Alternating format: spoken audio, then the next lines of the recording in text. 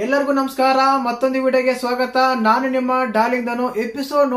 Episode ಆದ್ಮೇಲೆ ನಮ್ಮ ಗಿಲ್ಲಿ ಒಂದು ಡಿಸಿಷನ್ ತಗೊಂಡಿರ್ತಾರಲ್ಲ, ಎಪಿಸೋಡ್ ಅಲ್ಲಿ ಒಂದು ನಿರ್ಧಾರ ತಗೊಂಡಿರ್ತಾರ. ಆ ನಿರ್ಧಾರ ಬಗ್ಗೆ ಮಧ್ಯರಾತ್ರಿಯಲ್ಲಿ ಯಾರೆಲ್ಲ ಏನೇನೆಲ್ಲ ಮಾತಾಡಿದ್ರು ಒಂದಂತೂ ಸತ್ಯ, ಗಿಲ್ಲಿ ತಗೊಂಡಿರೋ ಡಿಸಿಷನ್ಸ್ಗೆ ಬಿಗ್ ಬಾಸ್ ಮನೆನೇ ಒಂದು ಫುಲ್ ಶಾಕ್ ಆಗಿದೆ. ಅದ್ರ ಬಗ್ಗೆನೆ ತುಂಬಾ ಡಿಸ್ಕಸ್ ಆಗ್ತಾ ಇತ್ತು. ಮುಖ್ಯವಾಗಿ ನಮ್ಮ ರಾಶಿಕ್ ಅವರು, ಅಶ್ವಿನಿ ಗೌಡ ಅವರು, ನಮ್ಮ ಸೂರಜ್ ಅವರು, ಇವರು ಮೂವರು ರಾತ್ರಿ ಇಡೀ ಅದ್ರ ಬಗ್ಗೆ ಮಾತಾಡ್ತಾ ಇದ್ರು. ಅದ್ರ ಬಗ್ಗೆನೇ ಮಾತಾಡ್ತಾ ಇದ್ರು. ಏನೆಲ್ಲ ಮಾತಾಡಿದ್ರು. ಅದಾದ್ಮೇಲೆ ಇವ್ರ ಮೂರು ಒಂದ್ ಕಡೆ ಮಾತಾಡಿದ್ರೆ, ಇನ್ನೊಂದ್ ಕಡೆ ನಮ್ಮ ಕ್ಯಾಪ್ಟನ್ ರಘು ಅವರು, ಗಿಲ್ಲಿ ಅವರು, ಚಂದ್ರ ಅವರು, ರಿಷಾ ಗೌಡ ಅವರು ಇವ್ರ ಕಡೆ ಒಂದ್ ಕಡೆ ಮಾತಾಡ್ತಾ ಇದ್ರು ಅದ್ರ ಬಗ್ಗೆನೆ.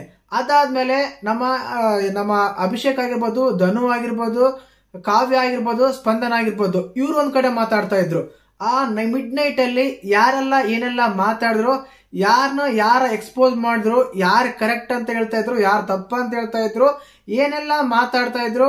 ಗಿಲ್ಲಿ ಬಗ್ಗೆ ನಮ್ಮ ಕಾವ್ಯ ಏನ್ ಮಾತಾಡಿದ್ರು, ಆ ರೀತಿ ತಗೊಂಡಿರೋ ಸ್ಟ್ಯಾಂಡ್ಗೆ ಏನಾದ್ರೂ ರೆಸ್ಪಾನ್ಸ್ ಮಾಡಿ ಸರಿ ಅಂದ್ರ ತಪ್ಪಂದ್ರ, ಅದೇ ರೀತಿಯಾಗಿ ನಮ್ಮ ಸ್ಪಂದನ ಅವರು ಆಗಿರ್ಬೋದು, ಅಭಿಷೇಕ್ ಆಗಿರ್ಬೋದು, ಗಿಲ್ಲಿ ಬಗ್ಗೆ ಏನ್ ಸ್ಟೇಟ್ಮೆಂಟ್ ಕೊಡ್ತಾರೆ ಅದ್ರ ಬಗ್ಗೆ ಮಾತಾಡೋಣ. ಅದಾದ್ಮೇಲೆ ನಮ್ಮ ಅಶ್ವಿನಿ ಗೌಡ ಆಗಿರ್ಬೋದು, ರಾಶಿಕ್ ಅವರಾಗಿರ್ಬೋದು, ಸೂರಜ್ ಅವರಾಗಿರ್ಬೋದು, ಗಿಲ್ಲಿ ಬಗ್ಗೆ ಕಾವ್ಯ ಬಗ್ಗೆ ಏನೆಲ್ಲ ನೆಗೆಟಿವ್ ಮಾತಾಡಿದ್ರು ಅಂತ ಕ್ಲಿಯರ್ ಕಟ್ ಆಗಿ ಕೇಳಿದ್ರೆ ಕೋಪ ಬರೋದಂತೂ ಗ್ಯಾರಂಟಿ. ಆ ರೀತಿ ಎಲ್ಲ ಸ್ಟೇಟ್ಮೆಂಟ್ ಕೊಡ್ತಾ ಇದ್ರು. ಅದಾದ್ಮೇಲೆ ನಮ್ಮ ಜಾನಿ ಅವರು ನಿಧಾನವಾಗಿ ನಮ್ಮ ಗಿಲ್ಲಿ ಟೀಮ್ ನ ಸೇರ್ಕೊಂತಾ ಇದ್ದಾರೆ. ಕ್ಯಾಪ್ಟನ್ ರಘು, ಗಿಲ್ಲಿ, ಚಂದ್ರ ಇವ್ರನ್ನೆಲ್ಲ ಜನ ಮಾತಾಡ್ತಾ ಇದ್ರು. ಕಂಪ್ಲೀಟ್ ಆಗಿ ಮಿಡ್ ನೈಟ್ ಅಲ್ಲಿ ಏನೆಲ್ಲ ಮಾತಾಡಿದ್ರು, ಯಾರೆಲ್ಲ ಏನೆಲ್ಲ ಮಾತಾಡಿದ್ರು ಅಂತ ಮಾತಾಡೋಣ ನಾವು. ದಯವಿಟ್ಟು ಚಾನಲ್ ಯಾರನ್ನ ಹೊಸ ನೋಡ್ತಿದ್ರೆ ಮಿಸ್ ಮಾಡ್ದೇನೆ ಸಬ್ಸ್ಕ್ರೈಬ್ ಮಾಡಿ, ಲೈಕ್ ಮಾಡಿ, ಶೇರ್ ಮಾಡಿ. ತುಂಬಾ ಕಷ್ಟ ಆಗ್ತಾ ಇದೆ, ಕಷ್ಟ ಪಡ್ತಾ ಇದೀನಿ. ದಯವಿಟ್ಟು ನಿಮ್ಮ ಸಪೋರ್ಟ್ ಬೇಕಂತ ಕೇಳ್ತೀನಿ. ದಯವಿಟ್ಟು ವಿಡಿಯೋನ ಲೈಕ್ ಮಾಡಿ, ಪಕ್ಕದಲ್ಲಿ ಹೈಪ್ ಬಟನ್ ಇರುತ್ತೆ, ಹೈಪ್ ಬಟನ್ ಕೊಡಿ. ಮತ್ತೆ ವಿಡಿಯೋ ಮಾಡೋಕೆ ಉತ್ಸಾಹ ಬರುತ್ತೆ. ನಮ್ಮ ವಿಡಿಯೋ ವೈರಲ್ ಆಗಕ್ಕೆ ಚಾನ್ಸಸ್ ಕೂಡ ಇರುತ್ತೆ. ಕೆಳಗಡೆ DDTV ಕನ್ನಡ ಅಂತ ವಾಟ್ಸ್ಆಪ್ ಚಾನಲ್ ಲಿಂಕ್ ಕೊಟ್ಟಿರ್ತೀನಿ. ಅದ್ರಲ್ಲಿ ಹೋಗಿ ಜಾಯಿನ್ ಆಗಿ ಅಪ್ಡೇಟ್ಸ್ ಆಗಿರ್ಬೋದು, ರಿವ್ಯೂಸ್ ಆಗಿರ್ಬೋದು, ಅಪ್ಡೇಟ್ಗಳಾಗಿರ್ಬೋದು ನಿಮ್ಗೆಲ್ಲ ಸಿಗ್ತಾ ಇರ್ತವೆ. ಇನ್ನು ವಿಷಯಕ್ಕೆ ಬಂದ್ಬಿಡೋಣ. ಎಪಿಸೋಡ್ ಆದ್ಮೇಲೆ ನಮ್ಮ ಟಾಸ್ಕ್ ಯುವರಾಣಿ ಅಂತ ಏನಂತ ಕರಿತೀವಿ, ರಾಶಿಕಾ ಶೆಟ್ಟಿ ಅವರು ಅಳ್ತಾ ಇದ್ರು. ಆ ಡಿಸಿಷನ್ ಆಗಿರೋದಕ್ಕೆ ಕಂಪ್ಲೀಟ್ ಆಗಿ she is crying, fully crying ಅಂತ ಹೇಳ್ಬೋದು, ಅಳ್ತಾ ಇದ್ರು.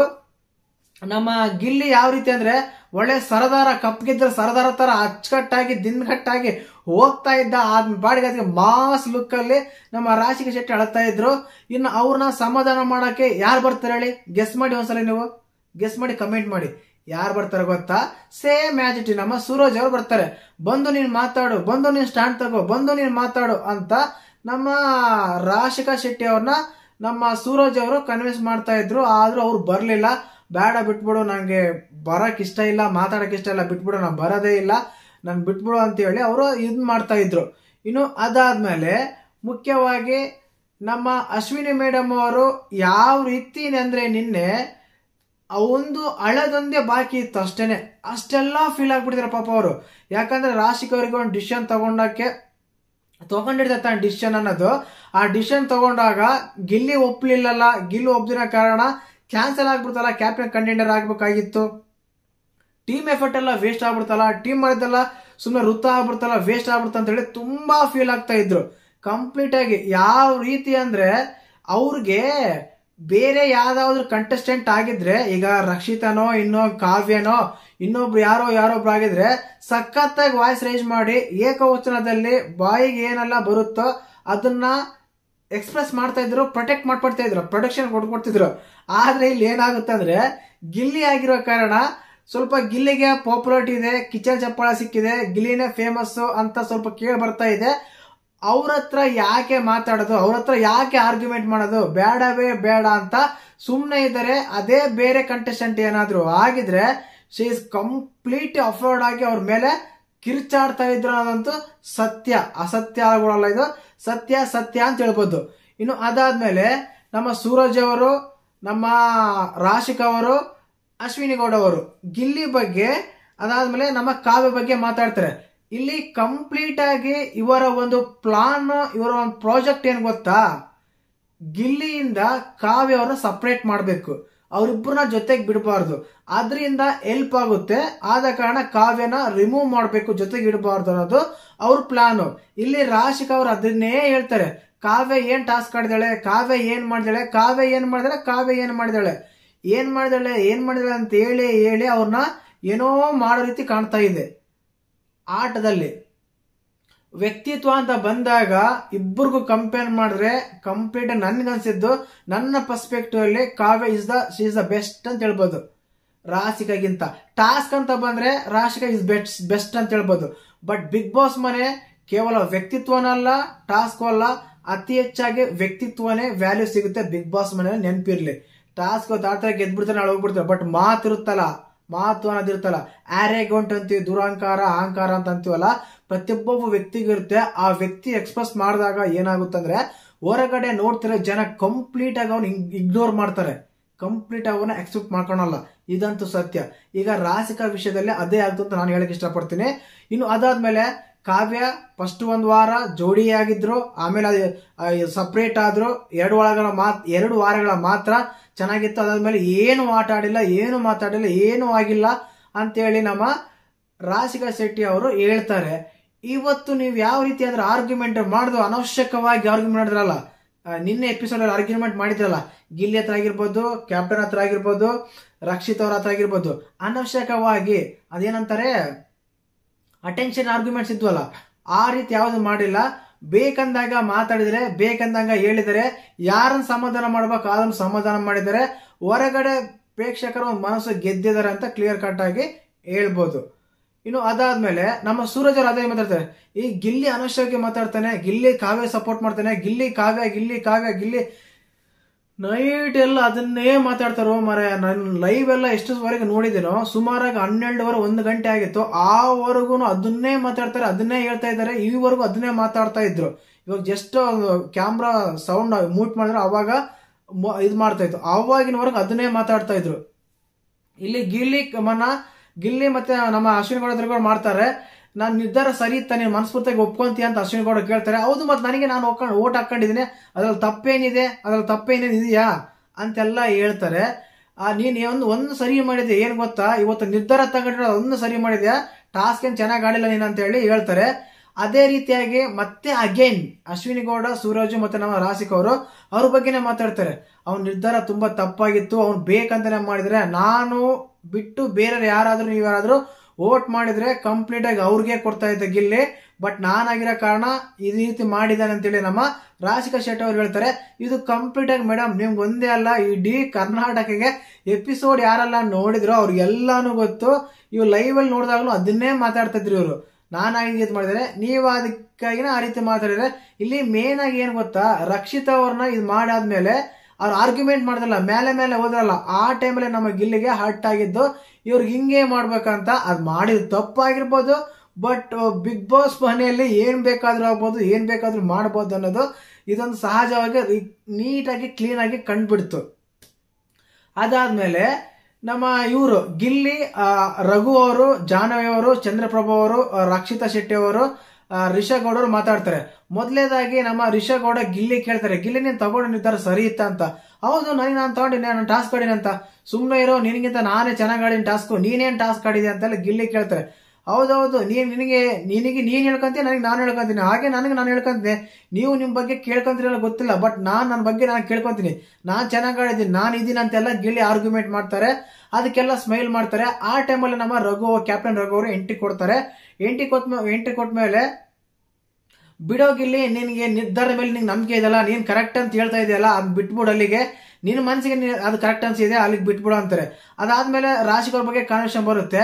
ರಾಶಿಕ್ ಅವ್ರ ಅಪ್ಪಪ್ಪ ಏನೆಲ್ಲ ಮಾತಾಡ್ತಾರೆ, ನನ್ನೆಲ್ಲ ಫೇವರಿಸಮ್ ಕ್ಯಾಪ್ಟನ್ ಅಂತಾರೆ, ನೀವೆಲ್ಲ ಫೇವರ್ ಮಾಡ್ತಾ ಇದೀರಾ, ನೀವೆಲ್ಲ ಮೋಸ ಮಾಡ್ತೀರಾ, ನೀವು ಕ್ಯಾಪ್ಟನ್ ಆಯಕ್ಕೆ ಲಾಯಕ್ಕೆ ಅಲ್ಲ, ಈ ರೀತಿ ಎಲ್ಲ ಸ್ಟೇಟ್ಮೆಂಟ್ ಕೊಡ್ತಾರೆ ರಾಶಿಕ್ ಅವರು. ತುಂಬಾ ಬೇಜಾರು ಕೂಡ ಆಯ್ತು ನನಗೆ, ಏನ್ ಮಾತಾಡ್ಬೇಕಂತ ಗೊತ್ತಾಗಿಲ್ಲ ಅಂತ ಹೇಳ ನಮ್ಮ ಕ್ಯಾಪ್ಟನ್ ರಘು ಅವರು ಕೂಡ ಅವರ ಮನಸ್ಸಿನ ನೋವಿನ ಮಾತುಗಳನ್ನ ಎಕ್ಸ್ಪ್ರೆಸ್ ಮಾಡ್ತಾರೆ.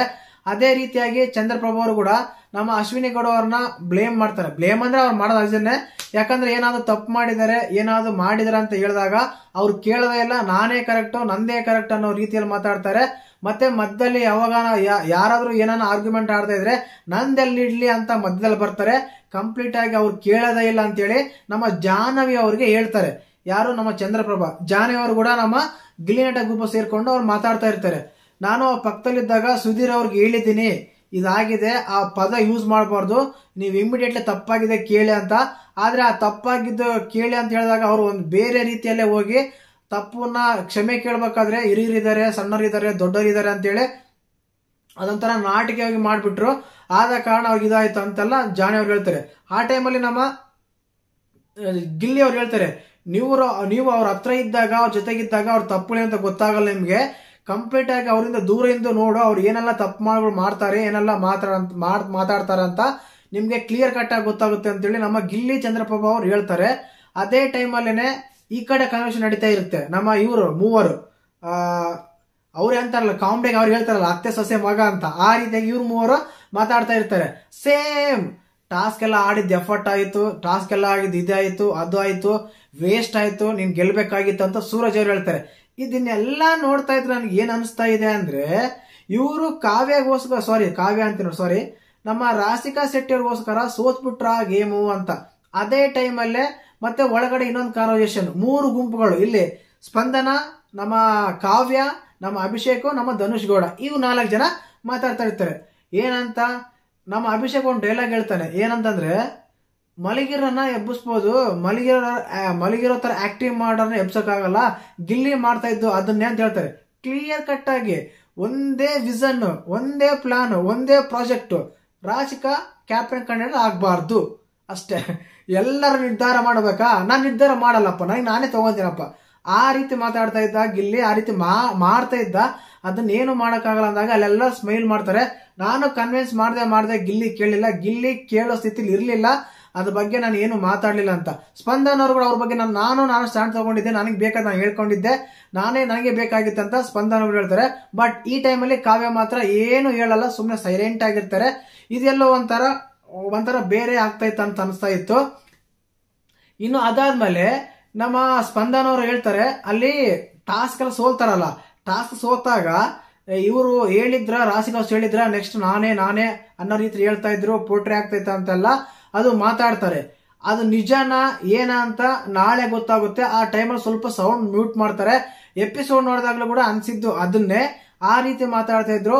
ಇನ್ನು ಲೈವ್ ಅಲ್ಲಿ ತಗೊಂಡಾಗ ಸಪ್ರೇಟ್ ಆಗ್ಬಿಟ್ಟಿದ್ದಾರೆ. ನಮ್ಮ ಗಿಲ್ಲಿ, ರಘು ಅವರು, ಜಾನಿ ಅವರು, ಚಂದ್ರಪ್ಪ ಅವರು, ಇವ್ರು ಸಪ್ರೇಟ್ ಆದ್ರೆ, ಈ ಕಡೆ ನನಗೆ ಇವರೆಲ್ಲ ಇಷ್ಟ ಆಗಿದ್ದು ಯಾರು ಗೊತ್ತಾ, ಧನುಷ್, ಅಭಿಷೇಕ್, ಸ್ಪಂದನ, ಕಾವ್ಯ ಅವರು ಯಾರ ಬಗ್ಗೆನೂ ಮಾತಾಡ್ತಾನೆ ಆರಾಮಾಗಿ ನೀಟಾಗಿ. ಕೆಟ್ಟದಾಗ ಬೆನ್ನಿಂದ ಎಲ್ಲರೂ ಮಾತಾಡ್ತಾರೆ ಗುರು, ಕೆಟ್ಟದಾಗ ಮಾತಾಡೋದು ತಪ್ಪು. ಯಾರು ಮಾತಾಡೋದು ಬೆನ್ನಿಂದ ಎಲ್ಲರೂ ಮಾತಾಡ್ತಾರೆ. ಅವ್ರ ಬಗ್ಗೆ ಸರಿ ಮಾತಾಡಿದಾರ, ತಪ್ಪು ಮಾತಾಡಿದಾರ, ಏನ್ ಮಾತಾಡಿದಾರ, ಬ್ಲೇಮ್ ಮಾಡ್ತಾ ಇದಾರ ಅನ್ನೋದೇ ತುಂಬಾ ಮುಖ್ಯ ಆಗುತ್ತೆ. ಆದ ಕಾರಣ ಈ 4 ಜನ ನೀಟಾಗಿ ಅಚ್ಚುಕಟ್ಟಾಗಿ ನಗ್ನಾಗ್ತಾ ನೀಟಾಗಿ ಮಾತಾಡ್ತಾ ಇದ್ರು ಲೈವ್ ಅಲ್ಲಿ ನಡೆದಿದ್ದು. ಇದು ಮಿಡ್ ಅಲ್ಲಿ ಮಧ್ಯರಾತ್ರಿ ನಡೆದಿದ್ದ ಮಾತುಗಳು ಇವು. ಕಂಪ್ಲೀಟ್ ಆಗಿ ಅಫೆಂಡ್ ಆಗಿ, ಕೋಪ್ ಆಗಿ, ಉತ್ಕಂಠ ಭರಿತಲ್ಲಿ ಇದ್ದಾರೆ ನಮ್ಮ ಅಶ್ವಿನಿ ಗೌಡ ಅವರು. ಯಾವಾಗ ಬರಸ್ಟ್ ಆಗ್ತಾರೆ ಗಿಲ್ಲಿ ಮೇಲೆ ಮತ್ತೆ ಬರಸ್ಟ್ ಆಗೋದಂತೂ ಗ್ಯಾರಂಟಿ. ಸೂರಜ್ ಅವ್ರು ಮಾತ್ರ ಬಾಯಿ ಬಿಚ್ಚಲ್ಲ. ಲೈವ್ ಅಲ್ಲಿ ರಾಶಿಕಾ ಕನ್ವಿನ್ಸ್ ಮಾಡ್ತಾರೆ, ರಾಶಿಕಾ ಅವ್ರನ್ನ ಇದು ಮಾಡ್ತಾರೆ. ಅದೇ ಕಂಡ್ಕೊಂಡು ಗಿಲ್ಲಿ ನೀನ್ ಏನ್ ಆಟ ಆಡ್ತಾ ಇದೀಯೋ, ಏನ್ ಮಾಡ್ತಾ ಇದೀಯೋ ಗಿಲ್ಲಿ ಅಂತ ಪ್ರಶ್ನೆ ಕೇಳಕ್ಕೂ ಧೈರ್ಯ ಇಲ್ಲ ಅವ್ರಿಗೆ. ಅವ್ರು ಕೇಳೋದೂ ಇಲ್ಲ. ಅವ್ರ ಹತ್ರ ಬಂದಾಗ ಮಾತ್ರ ಮಾತಾಡ್ತಾರೆ. Is next week is nominated complete out of the Bigg Boss house. ಇದೇ ನಡೆಯೋದಂತ ನನಗೆ ಅನ್ಸುತ್ತೆ. ಆ ರೀತಿ ಆಟ ಆಡ್ತಾ ಇದಾರೆ, ಎಲ್ಲೂ ಮಾತಾಡ್ತಾ ಇಲ್ಲ, ಮನಸ್ಸು ಬಿಸ್ತಾ ಇಲ್ಲ. ಮತ್ತೆ ಅವನು ಇವಳು ಅವಳು ಬೇರೆ ಬಗ್ಗೆ ನೆಗೆಟಿವ್ ಆಗಿ ಮಾತಾಡಕ್ಕೆ ಶುರು ಮಾಡಿದ್ದಾನೆ. ನಮ್ಮ ರಾಶಿಕಾ ಜೊತೆ ಸೇರಿ ಅಶ್ವಿನಿ ಗೌಡರ್ಗೂ ಅವ್ರ ಜೊತೆ ಸೇರಿ ಅವರು ಅದೇ ರೀತಿ ಆಗ್ತಾ ಇದೆ ಅಂತ ಕ್ಲಿಯರ್ ಕಟ್ ಆಗಿ ಹೇಳ್ಬೋದು. ಮಿಡ್ ನೈಟ್ ಅಲ್ಲಿ ಆಗಿದ್ದು ಇದು. ನಮ್ಮ ರಕ್ಷಿತಾ ಶೆಟ್ಟಿ ಅಂತ ತುಂಬಾ ಖುಷಿ ಪಟ್ಟಿದ್ದಾರೆ ಆ ರೀತಿ ಆಗಿರೋದಕ್ಕೆ. ಆ ರೀತಿ ಆಗ್ಬೇಕಾಯ್ತು, ಅದೇ ಆಗ್ಬೇಕಾಯ್ತು ಅಂತೆಲ್ಲ ಹೇಳ್ತಾ ಇದ್ರು. ನೋಡಕ್ಕೆ ಒಂಥರ ಮಜಾ ಇತ್ತು. ನೀವು ಎಪಿಸೋಡ್ ನೋಡ್ತೀರ ನಾಳೆ, ಇದು ಕೂಡ ಕಂಪ್ಲೀಟ್ ಆಗಿ ಹಾಕ್ತಾರ ಅನ್ಸುತ್ತೆ. ಯಾಕಂದ್ರೆ ಧನುಷ್, ಅಭಿಷೇಕ್, ಸ್ಪಂದನ, ನಮ್ಮ ಕಾವ್ಯ ಅವರು ಮಾತಾಡಿದ್ದು ಕಂಪ್ಲೀಟ್ ಆಗಿ ಹಾಕ್ತಾರ ಅಂತ ಹೇಳ್ತಾರೆ.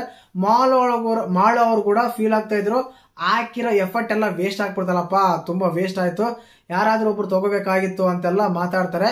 ಮಿಡ್ ನೈಟ್ ಅಲ್ಲಿ ನಡೆದಿದ್ದು ಇದು. ಇಂಥ ಅಪ್ಡೇಟ್ ಬೇಕು, ರಿವ್ಯೂಸ್ ಬೇಕಂತ ದಯವಿಟ್ಟು ಚಾನಲ್ನ ಸಬ್ಸ್ಕ್ರೈಬ್ ಮಾಡಿ, ಲೈಕ್ ಮಾಡಿ, ಶೇರ್ ಮಾಡಿ. ಜೈ ಹಿಂದ್, ಜೈ ಕರ್ನಾಟಕ.